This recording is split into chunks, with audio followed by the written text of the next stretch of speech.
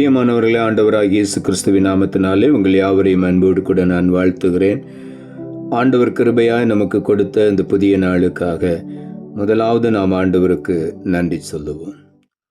மானின் கால்களைப் போல என் கால்களை திடப்படுத்தும், நூனின் குமாரனைப் போல என்னையும் பலப்படுத்தும். நூனின் குமாரனைப் போல என்னையும் பலப்படுத்தும். பலனொன்றுமில்லை தேவா, ஆவியால் பலப்படுத்தும். சத்துவமில்லாத எனக்கு சத்துவம் தந்தருளும். சத்துவமில்லாத எனக்கு சத்துவம் தந்தருளும். இந்த நாளுக்கு இந்த ஆண்டவர் கொடுக்கிற ஒரு வார்த்தை ஆபகுக் புஸ்தகம் 3ஆம் அதிகாரம் 19வது வசனம். ஆபகுக் 3:19. ஆண்டவராகிய கர்த்தர் என் பலன், அவர் என் கால்களை மான் கால்களைப் போல் ஆக்கி உயரமான ஸ்தலங்களில் என்னை நடக்க பண்ணுவார். இந்த காலை வேளையில் ஆண்டவருடைய வார்த்தை சொல்லுகிறது, கர்த்தர் என் பலன்.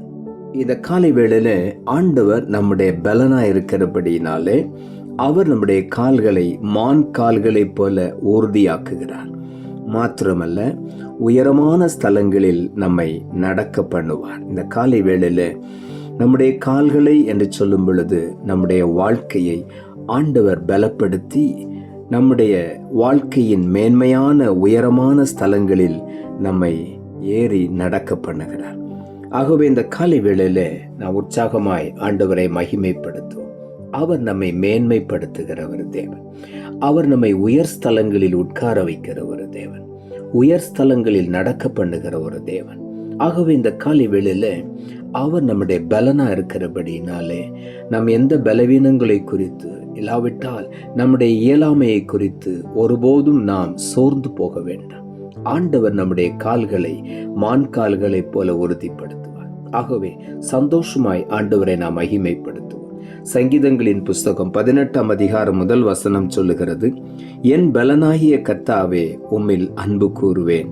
தாவீது எழுதுகிறார், என் பலனாகிய கர்த்தாவே உம்மில் அன்பு கூறுவேன் என்று. இந்த காலை வேளையில நாமும் சொல்லுவோம், ஆண்டவரே நீர்தான் என்னுடைய பலன், நீர்தான் என்னுடைய பலனான கர்த்தர், உம்மில் நான் அன்பு கூறுவேன் என்று இந்த காலை வேளையில நாம் ஆண்டவரை நேசிப்போம். சங்கீதங்களின் புஸ்தகம் 27ஆம் அதிகாரம் 1 வசனம் சொல்லுகிறது, கர்த்தரின் வெளிச்சமும் என் இரட்சிப்புமானவர், யாருக்கு பயப்படுவேன்? கர்த்தர் என் ஜீவனின் பலனானவர், யாருக்கு அஞ்சுவேன் என்று இங்கே எழுதப்பட்டிருக்கிறது. ஆண்டவர் நம்முடைய வெளிச்சமாய் இரட்சிப்பாய் இருக்கிறார். நாம் யாருக்கும் பயப்பட வேண்டாம். ஆண்டவர் நம்முடைய ஜீவனுக்கு பலனாய் இருக்கிறார். ஆகவே நாம் யாருக்கும் அஞ்ச வேண்டாம். இந்த காலை வேளையில ஆண்டவரை மாத்திரம் நாம் உயர்த்துவோம். அவருடைய நாமத்தை மாத்திரம் நாம் மேன்மை பாராட்டுவோம். சங்கீதங்களின் புஸ்தகம் 40ஆம் அதிகாரம் 2ஆம் வசனம் சொல்லுகிறது, பயங்கரமான குழியிலும் உளையான சேற்றிலும் இருந்து என்னை தூக்கி எடுத்து என் கால்களை கன்மலையின் மேல் நிறுத்தி என் அடிகளை உறுதிப்படுத்தினார் என்று இங்கே எழுதப்பட்டிருக்கிறது. ஆண்டவர் பயங்கரமான குழியிலே இருந்த நம்மை, உளையான சேற்றிலே அமிழ்ந்து கிடந்த நம்மை தூக்கி எடுத்தார். அவருடைய விலையேறப்பெற்ற இரத்தத்தினாலே நம்மை மீட்டெடுத்தார். அவருடைய கரங்களினாலே நம்மை தூக்கி எடுத்தார். நம்முடைய கால்களை கன்மலையின் மேல் நிறுத்தி நம்முடைய அடிகளை உறுதிப்படுத்துகிறார். ஆகவே இந்த காலை வேளையில நாம் ஒன்றையும் குறித்து கவலைப்பட வேண்டாம், எதை குறித்தும் பயப்பட வேண்டாம். கர்த்தர் நம்மை பலப்படுத்துவார்.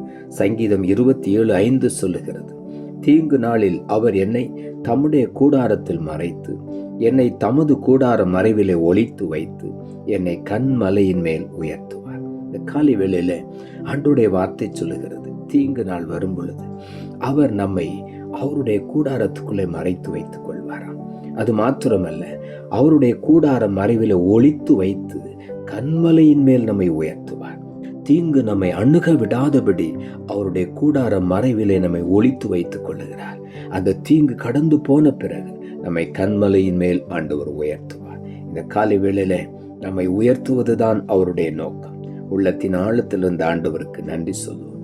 சங்கீதங்களின் புஸ்தகம் 113 அதிகாரம் 7 சொல்லுகிறது, அவர் சிறியவனை புழுதியிலிருந்து தூக்கி விடுகிறார், எளியவனை குப்பையிலிருந்து உயர்த்துகிறார். இந்த காலை வேளையில சிறியவனை ஆண்டவர் புழுதிக்குள்ளிருந்து தூக்கி விடுகிறது, எளியவனை குப்பையிலிருந்து எடுத்து உயர்த்தி மேன்மைப்படுத்துகிற ஒரு தேவன். ஆகவே இந்த காலை வேளையில நாம் ஒவ்வொருவரும் சொல்லுவோம், ஆண்டவராகிய கர்த்தர் என்னுடைய பலன். ஆகவே அவரின் கால்களை மான் கால்களை போலாக்கி உயரமான ஸ்தலங்களில் என்னை நடந்து போக பண்ணுவார். இந்த காலை வேளையில மேன்மையான ஸ்தலங்களில் நம்மை உயர்த்தி நடக்க பண்ணுகிற தேவன் நம்மோடு கூட இருக்கிறபடியினால் உள்ளத்தின் ஆழத்திலிருந்து ஆண்டவருக்கு நாம் நன்றி சொல்லுவோம். நாம் ஜெபிப்போம். அன்புள்ள ஆண்டவரே, கிருபையா நீர் கொடுத்த இந்த புதிய நாளுக்காய் மறுபடியும் உமக்கு நன்றி சொல்லுகிறோம். ஆண்டவர் கொடுத்த ஜீவனுள்ள வார்த்தைக்காக நன்றி. ஆண்டவராகிய கர்த்தர் என் பலன், அவரின் கால்களை மான் கால்களை போலாக்கி உயரமான ஸ்தலங்களில் என்னை நடக்க பண்ணுவார் என்ற வார்த்தையை கொடுத்தீர். வசனத்தை கேட்டுக்கொண்டிருக்கிற ஒவ்வொருடைய வாழ்க்கையிலும் இதுவரையிலும் பல சூழ்நிலைகளிலே பலனை இழந்து போய் சோர்ந்து போய் காணப்படலாம். இன்றைக்கு ஆண்டவர் சொல்லுகிறேன், ஆண்டவராகிய கர்த்தர் என் பலன் என்று சொல்லி இந்த வார்த்தை இன்றைக்கு ஒவ்வொருவரும் உள்ளத்தையும் பலப்படுத்துகிறபடினால் நமக்கு நன்றி. அவர் என்னுடைய கால்களை மான் கால்களை போலாக்குவார், உயரமான ஸ்தலங்களில் என்னை நடக்க பண்ணுவார் என்று ஒவ்வொருவரும் விசுவாசத்தோடு இந்த வார்த்தையை அறிக்கை பண்ணி முன்னோக்கி செல்ல நீர் உதவி செய்யும். மேன்மையான உயர் ஸ்தலங்களில் ஆண்டவர் இன்றைக்கு ஒவ்வொருவரை நடக்க பண்ணுகிறேன். இன்று முதல் அவர்கள் மேன்மையான உயர் ஸ்தலங்களிலே நடந்து ஆண்டவருடைய நாமத்தை மகிமைப்படுத்த போகிறார்கள். ஒவ்வொருவரையும் அப்படி நீர் உயர்த்தி அழகு பார்க்க போகிறேன். ஒவ்வொருவரையும் மேன்மையாக வைத்து அழகு பார்க்க போகிறேன். ஒவ்வொருவரையும் உயரமான உன்னத ஸ்தலங்களிலே நடக்க பண்ணுவீர். அப்படி நீ செய்கிறபடினால் உமக்கு நன்றி. ஒவ்வொருவரையும் உயர்த்தும், ஒவ்வொருவரையும் ஆசீர்வதியும். தாழ்த்துகிறோம் இரட்சகர் இயேசுவின் நாமத்தில் ஜெபிக்கிறோம் நல்ல பிதாவே, ஆமென்.